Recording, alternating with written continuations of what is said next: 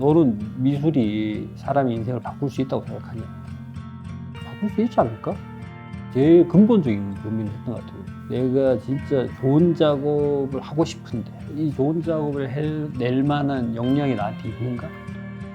예술이라는 것도 회화라는 것도 하나의 큰 종교라고 본다면 믿음에서 출발할 수도 있겠다. 나에게 그때 필요한 거는 고민과 생각이 아니고 내가 얼마나 믿고 있는가, 내가 이걸 얼마나 하고 싶은지, 나 스스로에 대한 믿음이 얼마나 있는지.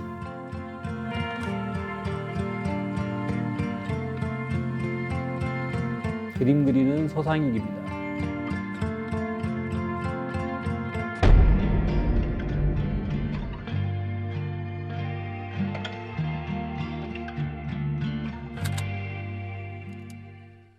안녕하세요. 안녕하십니까. 네, 반갑습니다. 네, 먼 길 오시느라 고생하셨습니다. 아유, 예전에 제가 여기 한번 온 적이 있어가지고 네. 그렇게 멀지는 않게 느껴지는 것 같더라고요. 아우, 뭐 다행이네. 네. 그럼 여기 작업실은 네. 지금 어떤 식으로 좀 활용하고 있는지 좀 볼 수 있을까요? 네, 우선은 이 공간이 조금 이제 직사각형으로 길다 보니까 예, 요 문을 중심으로 해서 이쪽 부분은 제가 이제 작업을 하는 공간으로 쓰고 있고요. 이쪽은 이제 음악 듣고 좀 쉬고 편의 공간으로 쓰고 오, 있습니다. 공간이 매력적인데요? 전혀 다른 느낌? 혹시 음악에 조예가 좀 있으신가요? 뭐 조예라고 할 만큼은 아니고요. 그냥 어릴 때부터 이제 음악 듣는 걸 좋아해서 또 우연한 기회로 이제 뭐 LP도 알게 되고 빈티지 오디오들도 알게 돼서. 재즈를 좋아하시나 봐요. 오, A, B, C. 야, 이렇게 좀 디테일하게 또 이렇게 정리도 하시고. 원래 이렇게 정리를 잘하는 습관이 있고 이렇지는 않은데 LP가 많아지니까 찾기가 힘들어져서. 맞아요. 예, 네. 그래서 어쩔 수 없이 이렇게 인덱스를 넣어서 정리를 해야 되겠더라고요. 근데 좀 이거는 혹시 제가 아는 그런 캔버스인가요? 네, 요 작품들은 다 제가 예전에 이제 뭐 학부생 때나 대학원생 때 예전에 했던 작업들, 그리고 작업들을 캔버스 이제 틀에 계속 씌운 채로 보관을 하는 거는 너무 부피가 많이 차지하고 하니까 그 캔버스 천들을 이제 좀 뜯어가지고 말아서 이렇게 보관을 하는데. 근데 이렇게 딱 하니까 좀 더 멋스러워 보여요. 예, 요게 원래 그냥 쌓아놓고 보관하다가 요 이제 오디오 시스템들이 뒤에 이제 흡음이나 음들을 좀 분산시키는 장치들이 필요해요. 그래서 이제 그걸로 좋은 게 이제 천이거든요. 예, 그래서 요 작품들을 요 뒤에다 걸면 인테리어 효과도 있고 흡음 효과도 있고 예, 그래서 일석삼조가 아니겠느냐. 오, 그럼 어떻게 보면 사실 이 작품들은 제 2의 인생을 살고 있는 거네요, 지금. 그렇죠. 그래서 이렇게 뭐 손님들 오시면 요것도 하나의 일종의 설치 작품이다. 버려진 아이들의 숲이라고. 근데 이런 건 정말 느낌이 좋은데, 진짜? 감사합니다. 이런 거는 다 작가님이 한 작업들인가요? 제가 이제 틈틈이 이제 수채화나 오일 파스텔로 이제 드로잉들을 하는데 그런 애들 중에 좀 마음에 드는 애들은 액자를 해서 이렇게 걸어 놓는데 그러니까 이런 느낌도 좋네요. 꽉 차 있는 압도적인 벽을 한번 만들고 싶었어요. 이게 거의 미술관에서 쓰는 약간 그런 건데. 영화 베스트 오퍼 보면 그 주인공이 이제 인물화만 모아가지고 벽 하나를 꽉 채워놓는 벽이 있거든요. 그런 것처럼 그래서 약간 두서없이 그냥 꼭 퍼즐 맞추듯이. 보통 이제 작가 작업실 가면 자기 작품들이 많이 걸려 있긴 하지만 사실 그렇게 신경 써서 걸진 않잖아요. 네. 컬렉터들은 이제 고가의 작품이니까 굉장히 뭐 온도 습도까지 조절하면서 굉장히 신경 쓰는데 정작 작가들 작업실 가보면 이제 작품들은 그냥 뭐 할 때나 좀 신경 쓰지 완성되고 나면 이제 약간 뭐 이렇게 그냥 구석에 쌓여 있는 느낌. 찬맛심새 하는 거죠. 네. 할 때 근데 이런 딱 보면 작품에 대한 태도가 좀 보이지 않나. 네. 그럼 최근에는 어떤 작업을 좀 하고 계세요? 몇 년 전부터 계속 저한테 가장 중요한 문제는 물감을 어떻게 쓸 것이냐, 붓질을 어떻게 할 것이냐, 더 나아가서 제가 바라보는 세상이 어떤가를 계속 저한테 이제 물어보는 거였어요. 네. 그래서 예전 작업들은 굉장히 사진적인 사실감, 디테일, 굉장히 정밀한 묘사를 통해서 그림의 생명력을 좀 불어넣는 스타일. 그랬다면 요즘은 디테일은 크게 중요하지 않다. 우선은 세상이 좀 단순해 보이기도 하고 하지만 그 단순함 안에 미묘함들이 있다. 네. 뭐 이렇게 멀리서 보면 희극이고 가까이서 보면 비극이다 뭐 이런 것처럼 요즘은 그림을 그릴 때도 전체적으로 그림을 너무 복잡하지 않고 하지만 그 면 하나하나를 채우고 있는 색이나 터치는 미묘하게 차별성을 두고 그렇게 해서 어떻게 보면 형상은 면과 색을 나누는 하나의 기준선일 뿐 형상이 종착점은 아니다. 예. 그러니까 그 전에 작업들은 어떻게 보면 사실 개별적인 어떤 포인트에 좀 더 집중했다면 네. 지금은 전반적인 큰 포인트, 그러니까 큰 틀의 밸런스 네. 이런 부분에 좀 더 집중한다는 거죠. 그렇죠. 그러니까 아무래도 예전에는 사진 이제 데이터를 베이스로 하다 보니까 얼마만큼 내가 자료로 쓰고 있는 이 사진에 가까운가, 이게 중요한 비교점이었다면, 기준점이었다면, 요즘은 그림 전체의 세상을 제가 구성하다 보니까 전체 분위기들. 예.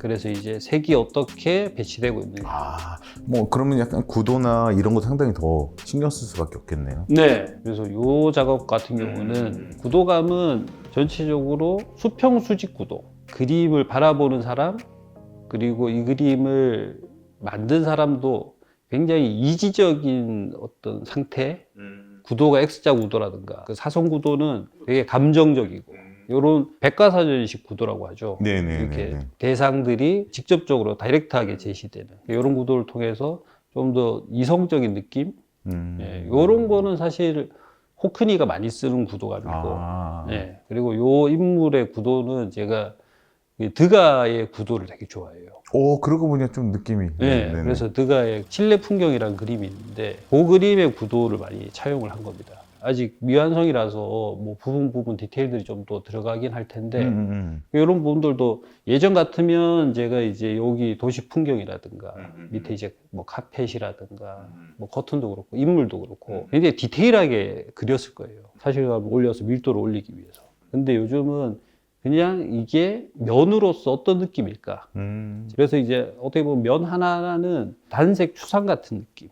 그러네요. 네. 그러니까 전체적으로 봤을 때, 그러니까 방금 이런 도시 풍경도 그렇고, 아, 이건 도시 같다. 네. 이건 뭐 같다. 인물 같다. 그러니까 왜냐면 자세히 그리지 않다 보니까 이런 느낌들의 집중보다는 전체적으로 봤을 때 볼 수 있는 어떤 그게 생기는 것 같아요. 네. 디테일들이 물론 그림에 재미를 주는 요소기도 하지만 디테일로만 그림이 올라가 있을 때는 결국 큰 구조를 흔들어 버릴 수 있다는 거죠. 네. 그래서 우선 그림의 큰 구조에 굉장히 많이 신경을 쓰고 있고 제가 추구하는 디테일은 이제 묘사의 디테일이 아니고 그 면 하나하나에 어떤 식으로 붓질이 올라가느냐 그리고 어떤 식으로 색들이 구성되느냐. 그러면 약간 붓질이 조금씩 다르나요? 예, 예전 같은 경우는 붓질을 굉장히 플랫하게 올렸다면 요즘은 이제 조금 마른 붓질로 드라이하게 계속 중첩해서 쌓아가. 그러니까 이런 도시 풍경 같은 예. 거 좀 터치도 더 나오고 약간 마트리도 더 있고. 예. 그래서 뭐 로스코의 단색이라 국내 단색화 화가들이 추구했던 단순한 면이지만 그 색들의 구성은 단조롭지 않은. 그렇죠, 그렇죠. 어떻게 보면 이 미묘함이 단순하지만 미묘한 게 이 세상을 구성하고 있는 가장 기본이 아닐까 그런 생각이 들더라고요. 그래서 그 뒤로는 뭔가를 구체하게 설명하기보다는 뭔가 크게 하지만 단순하진 않게 이렇게 그려봐야 되겠다는 생각을 하게 됐습니다. 그래서 어떻게 보면 그 터치라는 부분에 좀 더 네, 집중하게 된 건가요? 그렇죠. 그리고 작가님도 잘 아시겠지만 서양학과가 그렇게 많지만 유화 자료를 다루고 배우는 방식이 베이스가 그렇게 튼튼하진 않아요. 그러다 보니 더더욱이 하던 대로 많이 그렸던 것 같아요. 그래서 이런 단조롭지만 뭔가 복잡 미묘한 그런 그림들을 그리기 위해서는 물감을 어떻게 써야 될까. 그래서 제가 쓰지 않던 방식으로 물감을 기름을 거의 섞지 않고 긁듯이 드라이 기법으로 한번 써보자.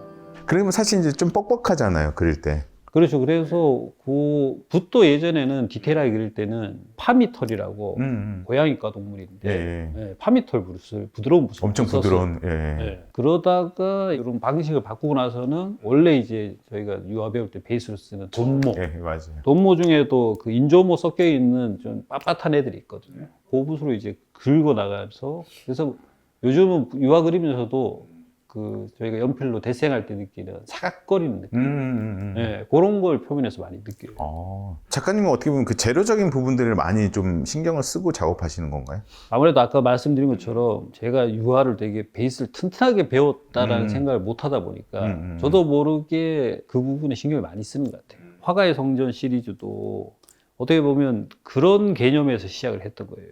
지금 제가 알고 있는 이 작업 이거 말하는 거죠? 그렇죠. 학부 대학원을 졸업하고 나서 유화를 처음부터 다시 조금 베이스를 좀 잡아야 되지 않을까. 그래서 이제 공부한다는 생각으로 작가들의 발자취를 한 번씩 따라가 보자. 그 어떻게 보면 작가님은 사실 이런 거를 연구하면서 작가님의 어떤 그 뭐지 스펙트럼이 좀 더 넓어지는 계기가 될 수 있었겠네요. 네, 재료를 다루는 방식이라든가 그림 전체를 구성하고 바라보는 어떤 시각들도 많이 다양해질 수 있었죠. 네, 그래서 처음에는 뭐 이렇게 계속 해가야 되겠다는 생각보다는 그냥 단순한 호기심에서 출발했는데 이게 쌓이다 보니 이제 하나의 시리즈로 크게 발전을 그러니까. 했습니다. 사실 이제 이렇게 인물을 디테일하게 그리신 작가님이신데 네. 지금 작품을 이렇게 좀 어떻게 보면 좀 다른 느낌의 그림을 그릴 때 네. 사실 그런 거 있잖아요. 아씨 이거 더 얼굴 그려야 되는데 막 그런 느낌은 안 가지셨는지. 사실 작가들은 변화에 대한 어떤 강박 같은 거, 압박감도 있잖아요. 그래서 달라지고 싶기도 하고 그랬는데 살짝만 벗어나면 이게 맞나 싶은 스스로한테 의문점이 드니까 예전에는 어김없이 다시 후벼 팠어요. 묘사력으로 그림의 이제 밀도 완성도로 나를 만족시키고 보는 사람을 만족시켜야 되겠다. 예전 같으면 이렇게 면을 만들어 놓고 그냥 내가 나 몰라라 하기 힘들었을 거예요. 그렇죠, 그렇죠. 네, 뭐 더 채워야 되나? 더 디테일해야 되나? 더 뭔가 쪼개지고 사람들한테 볼거리를 좀 더 만들어줘야 되나? 이랬을 텐데 요즘은 그게 되더라는 거예요. 그냥 이 정도면 충분해. 그러니까 어떻게 보면 사실 작가님 스스로가 많이 내려놓은 거잖아요. 그렇죠. 내가 표현하는 어느 부분들이 내려놓은 순간 새로운 게 보이는 거잖아요. 이게 뭐 새로운지 아닌지는 모르겠지만 제가 세상을 바라보는 방식, 제가 생각하는 지금의 이제 저한테는 부합된다는 거죠. 그러면 이때 작가님의 그런 감정과 네. 지금의 작가님의 감정이 좀 다르나요? 아무래도 많이 달라져 있는 것 같아요. 혹시 그때 재즈를 좀 듣지 않으셨나요? 그렇죠. 제가 변화하는 그 텀에 LP와 재즈 음악이 들어왔죠. 약간 그림 재즈 같아서. 네. 네. 되게 예리하신 분.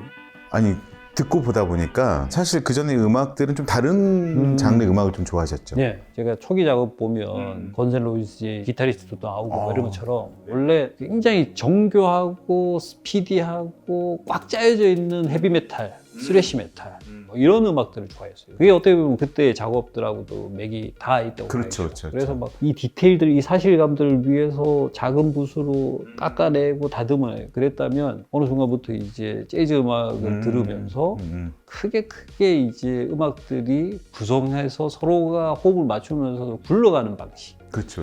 네. 방금 작가님 얘기한 것처럼 내 자신이 변하지 않으면 그렇죠. 사실 변하지 않는다는 부분 너무나 공감하고 네. 작업들이 전혀 다르다고 생각지는 않아요. 일련의 하나의 그 과정들이니까. 네. 저도 뭐 그렇게 크게 다른가 생각을 하는데 오랫동안 이제 제 작업을 봐왔던 분들은 뭐 초기 작업과의 차이, 그때는 이제 내러티브도 많이 들어가고 뭐 상징적인 것들도 많이 들어가고 하니까 그런 것들이 없다라는 거에 대해서는 얘기를 많이 하죠. 근데 저는 이제 내러티브가 이제 좀 숨어 들어갔을 뿐. 그렇죠, 그렇죠. 네, 사실 저는 내러티브가 없는 그림은 없다라고 얘기를 하거든요. 그러니까 지금 약간 시선이 바뀐 거잖아요. 네. 작가님 시선들이. 내가 예전에 이렇게 봤다면 지금 이렇게 본 거니까 네, 전혀 다른 게 아니죠. 그렇죠. 사실은. 사람에 대한 관심은 처음부터 끝까지. 처음에는 이게 되게 자기애가 되게 강한 그림. 네, 그래서 자기가 살아가는 일상을 되게 재밌게 표현하고 뭔가 단조롭지 않은 일상이다라고 얘기하고 그랬다면 그 뒤로는 이제 그 세상 사람들이 어떻게 살지? 미술계는 어떻게 돌아가지? 뭐 이런 시선이긴 한데 근데 그 밑에 깔려있는 감정은 되게 차갑다. 뭐 이건 진짜 개인적인 제 질문인데 인물들이 계속 이제 나오잖아요. 등장하잖아요. 네. 사실 제가 인물도 좋아하다 보니까 네. 뭐 특별히 인물들을 계속 나오는 뭐 이유가 있는지. 사실은 초기 그림이 오히려 더 인물은 없어요. 그냥 사자로 대체되기도 하고 하이에나가 나오기도 하고 그래서 그때는 어떤 내러티브를 구상하기 위해서 인물을 상징하는 하나의 이제 대역들이 들어왔다면 그런 내러티브를 너무 직접적으로 막 드러내기보다는 숨기기 시작하면서 오히려 인물들이 많이 나오기 시작했고 그래서 어떻게 보면 초기나 지금이나 관심은 내가 됐건 내 주변의 사람이 됐건 아니면 전체적으로 사람은 어떻게 사는가 인간은 뭔가 뭐 사람에 대한 관심이라는 거는 변함은 없죠. 네. 아까 뭐 친구분들이 예전에보다 내러티브가 많이 없어졌다고. 네. 제가 보기에는 사실 더 많아진 것 같거든요. 그렇죠. 예전에는 제가 상상하는 이야기, 제가 만들어낸 이야기 이런 것들을 이야기하고 보여주고 싶어서 여러 가지 배역을 주고 동물이든 사람이든 공간을 이제 등장을 시켰죠. 예. 근데 이제 그때 그런 경험을 했었어요. 이렇게 아무리 제가 친절하게 이야기를 만들고 설명하더라도 보는 사람은 다 다르게 읽는구나. 맞아요. 그래서 내러티브라는 거는 결국은 작가가 만들어내는 게 아니고 보는 사람들이 만들어내는 거다. 그런 생각도 들었고, 요즘은 그런 내러티브라는 거를 일일이 설명하다기보다는 하나의 저는 정서를 만들어내고 디테일들을 통해서 사람들이 각자 이야기를 만들어낼 수 있게 사람들한테 요렇게 따라오세요가 아니고 이렇게 펼쳐놓고 이야기를 한번 만들어 보세요라고 제시하는 거예요. 그래서 어떻게 보면 내러티브는 더 많아졌다고 할 수도 있겠죠. 그렇죠. 사실 이것만 보더라도 보면 이 숙녀분들이 술을 많이 먹고 지금 졸고 있나? 네. 라고도 할 수 있지만 또 반대 남편이 술을 많이 먹고 나가버리니까 화가 나서 이렇게 뾰루통하게 있나? 전혀 다른 양상에서 나올 수도 있잖아요. 그렇죠. 원래 이 공간에 같이 존재하던 건 하나도 없어요. 이 친구는 예전 이제 제자였는데 그냥 제 작업실 놀러 왔다가 요 포즈로 제가 사진을 찍어 놓은 걸 참고한 거고, 여기 술들은 이제 제가 또 이제 한 몇 년간 또 위스키에 또 관심이 많아가지고 모아놨더니 이제 위스키를 그냥 보고 그린 거고, 이렇게 구성을 해서 제가 만들고 싶었던 정서는 술도 그렇고 소파도 그렇고 뒤에 풍경도 그렇고 중산층 이상의 안정적인 삶을 살고 있는 어떤 누군가가 무슨 이유인지는 모르겠지만 불만 가득 찬 표정으로 소파에 앉아있고 밑에는 이제 술병이 나뒹굴고, 과연 이 사이에 간극에서 존재하는 공허함이라는 게 뭘까?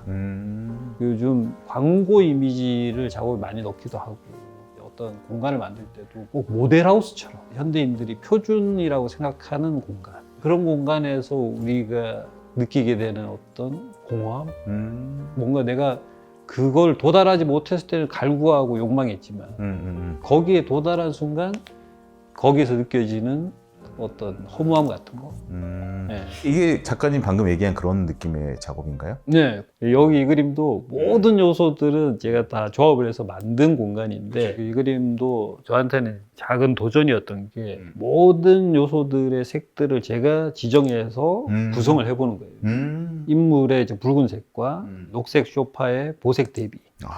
네, 벽지 같은 경우도 우리나라에서는 흔히 하지 않는 색깔, 샹드리에도 그렇고 뒤에 이제 액자들도 제가 이 그림에서 내러티브를 통해서 만들고자 했던 정서는 외로움이었어요. 외로움. 네. 그렇게 보니 또 그래, 얘도 좀 외로워 보이고 그렇죠. 외롭고. 네, 저 강아지가 상징하는 것도 뭐 보는 사람마다 여러 가지를 읽어낼 수 있겠지만 어떻게 보면 되게 여유 있고 굉장히 스탠다드한 삶을 상징하는, 사실 이 품종 자체가 예. 예, 좀 이씨 사람들이 많이 그렇죠. 데리고 다니는 개이기 때문에 좀 목도 딱 가죽군. 네. 저 뒤에 있는 액자에 있는 저 그림들은 둘 다 유명한 재즈 앨범 커버입니다. 물에 떠 있는 한 여성, 하지만 이쪽은 또 석양을 배경으로 해서 키스하고 있는 이제 남녀. 상당히 대비적인. 네, 누구나 이제 추구할 법한 안정된 공간 속에 있지만 이 사람이 느끼고 있을 감정적인 공허함 같은 거. 상당히 이런 연출적인 부분들이 요즘엔 재밌을 것 같아요. 네, 예전에는 이렇게 그렇죠. 묘사하는 재미가 있었다면 그렇죠. 그게 연출로 넘어가는 느낌? 아까도 제가 얘기했지만은 다른 작업이 아니라 결국은 계속 연출하는데 연출한 방법이 좀 바뀐 거지. 저는 일맥상통한다고 봐요. 그 집요함이라는 거는. 정확합니다. 네. 그래서 그런가 더욱더 작가님이 좀 궁금해져가지고 네. 좀 더 우리가 깊이 작가님 왜 이런 생각하고 있는지 작가님 재료를 가지고 얼굴도 한번 그려보면서 한번 파보겠습니다. 이 사람은 어떤 생각하는가? 기대가 큽니다. 제일 행복했던 기억들은 대학원 때 이제 미술학원 알바 끝나고 이제 학교 올라가는 막차 버스 타고 그것도 편의점에서 이제 컵라면 하나하고 삼각김밥 사가지고 피곤한지도 모르고 밤새 그리는 거예요. 그리고 이제 자취방 가서 자고 눈 뜨면 빨리 가서 그림 그리고 싶다 이런 생각 들 때 근래 다시 그 재미를 찾았어요. 네.